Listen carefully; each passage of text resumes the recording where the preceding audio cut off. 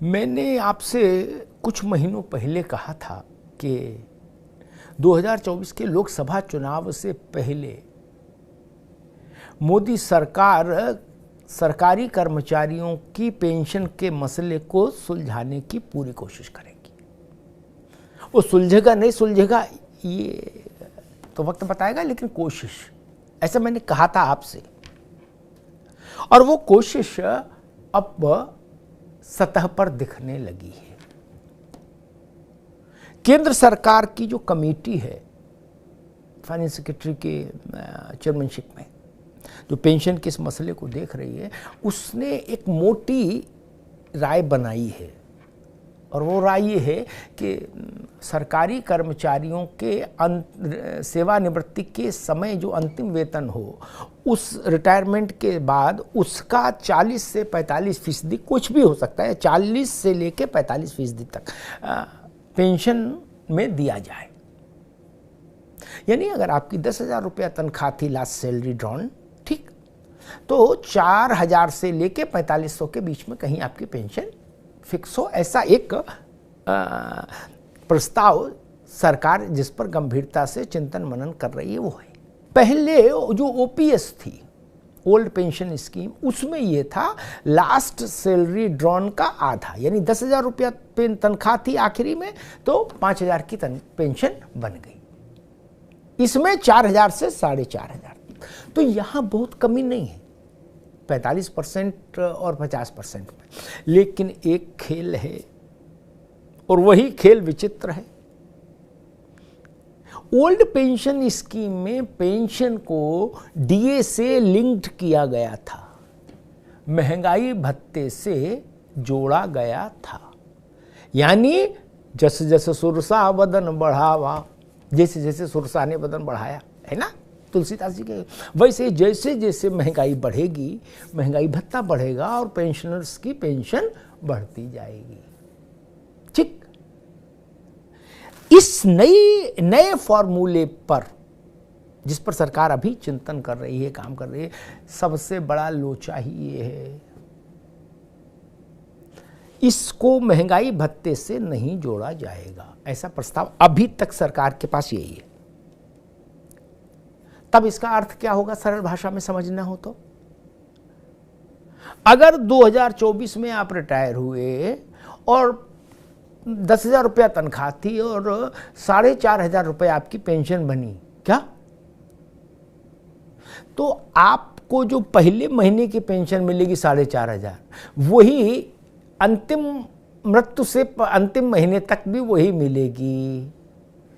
ठीक, समझ गए अब तो कोई कंफ्यूजन नहीं।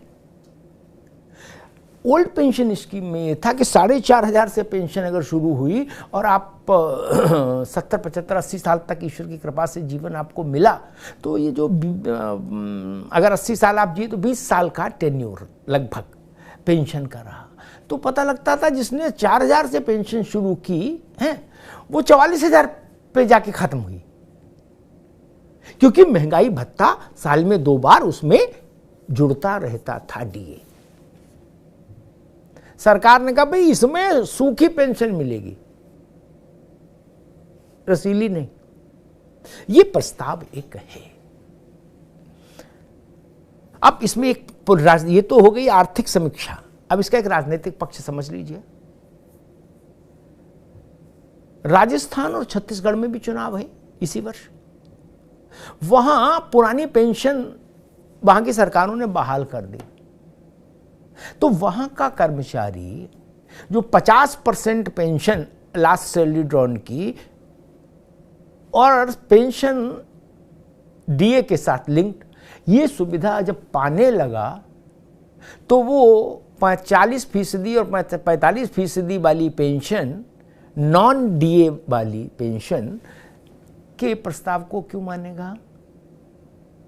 आप सोचिए, जिसको रसमलाई मिल रही हो खाने को, उससे आपको गुलगुले खा लो, क्यों खा लेगा गुलगुले? रसमलाई नहीं हो तो गुलगुले खा भी सकते हैं, लेकिन जहां रसमलाई उपलब्ध हो, जहां ओपीएस बहाल हो गई, वहां चुनाव है, और एक कवायद भी चुनाव के लिए ही है।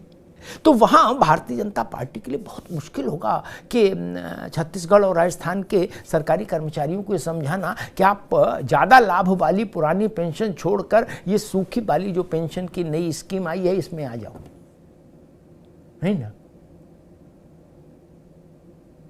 ये देसी आम है, वो अल्फांसो है, इतना अंतर तो समझिए, सबको समझिए। दूसरी चीज आती है कि तेलंगाना और मध्य प्रदेश, यहाँ भी चुनाव है। मध्य प्रदेश में भी जब कांग्रेस का घोषणा पत्र ने कमलनाथ का वचन पत्र और प्रियंका गांधी की घोषणा ये कहती है कि हमको सत्ता में लाइए, हम हिमाचल, राजस्थान और छत्तीसगढ़ की तरह मध्य प्रदेश में पुरानी पेंशन लागू करेंगे, ठीक, पुरानी पेंशन इसकी।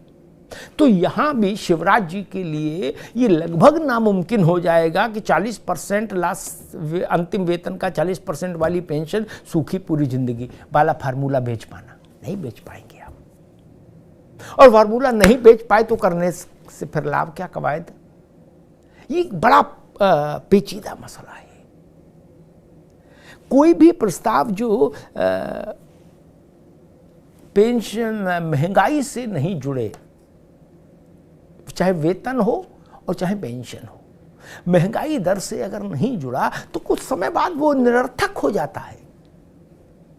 आज जिसको 4,000 रुपया मान लीजिए पेंशन बनी, जब 5 साल बाद उस 4,000 रुपए की क्या स्थिति रहेगी, कुछ भी नहीं।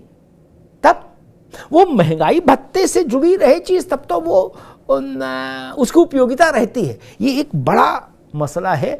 और कर्मचारी संगठनों ने कहा कि हम इस व्यवस्था के विरुद्ध हैं और हम चाहते हैं कि पुरानी पेंशन जो मिल रही थी भारत में उसको यथावत फिर से लागू करें, केंद्र सरकार से लेके और शेष सभी राज्य सरकारें। इसका मतलब कर्मचारी संगठन केंद्र सरकार के इस प्रस्तावित ड्राफ्ट से सहमत नहीं। और अगर कर्मचारी सहमत नहीं, दूल्हा राजी नहीं, तो बारात सजा के क्या फायदा फिर। ये मसला तो यही कि कर्मचारी राजी हो तो राज्य सरकारों के कर्मचारी और केंद्र के कर्मचारी मिला के और उनके परिवारीजनों को मिला के जो एक 5-7 करोड़ का, 10 करोड़ का जनसमूह हो जाता है देश में।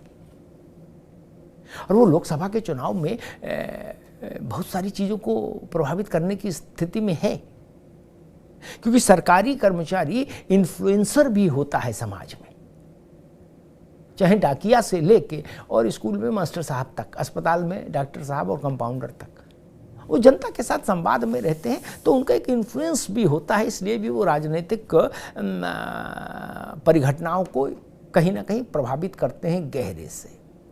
तो अब जो कवायद केंद्र सरकार कर रही है, एनपीएस को की कॉस्मेटिक सर्जरी करके एक नई नवेली एनपीएस इजाद करने की जो कोशिश हो रही है, वो कोशिश भारतीय जनता पार्टी को राजनीतिक तौर पर लाभ दे पाएगी कि नहीं, ये अभी बहुत मैं कहूँगा एक असमंजस में फंसी हुई स्थिति है। और भारतीय जनता पार्टी से जुड़े लोग भी जो इस विषय को लंबे समय से फॉलो कर रहे हैं, वो भी ये मान रहे हैं कि ओपीएस की यथावत बहाली के बिना कर्मचारी शायद और किसी नई व्यवस्था से संतुष्ट नहीं होंगे। और अगर कर्मचारी संतुष्ट नहीं हुए तो फिर आप कोई भी प्रस्ताव लाएंगे, उस प्रस्ताव का कोई मतलब नहीं होगा। तो पेंशन पर निगाह बनाए रखिए, राजनेता भी निगाह बनाए हुए हैं, राज्यों के मुख्यमंत्री भी निगाह बनाए हुए हैं और केंद्र सरकार भी निगाह बनाए हुए हैं। आगे आगे देखिए होता है क्या। धन्यवाद।